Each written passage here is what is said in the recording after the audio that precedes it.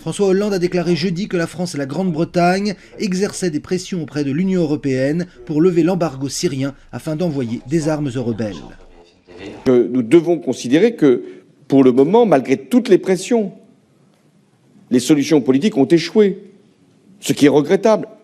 Mais que, justement, avec la pression militaire, elles peuvent retrouver une consistance. Il y a un moment où les garanties étant obtenues et les solutions politiques n'ayant pas été saisies, où la responsabilité doit être prise. C'est une décision grave. Nous ne la prenons pas seuls. Le Royaume-Uni est sur la même ligne que nous. Mais je pense que c'est notre devoir. L'Allemagne et d'autres pays d'Europe se sont montrés sceptiques à l'idée de fournir des armes aux combattants rebelles, de peur que cela ne mène à une escalade de la violence dans cette région déjà hautement instable. Selon des chiffres officiels, le conflit syrien aurait fait à ce jour quelques 100 000 victimes. C'est les révélations du New York Times. Il y a quelques jours, le New York Times, avec le Washington Post, c'est l'un des deux plus grands journaux des États-Unis d'Amérique.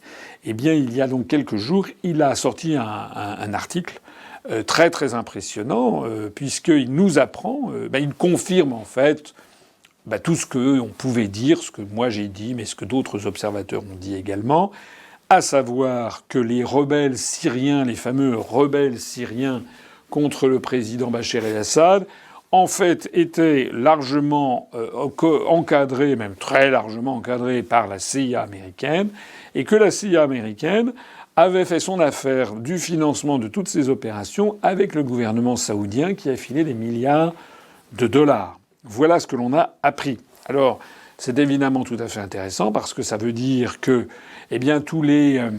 tous ceux qui veulent empêcher les Français de réfléchir, tous ceux qui veulent les intimider, toujours par la même histoire, conspirationnisme, complotisme, etc., tous les Rudy Guyet ou Ornella Reichstadt de la Terre, en tout cas en France, maintenant ils sont là, qu'est-ce qu'ils vont faire ?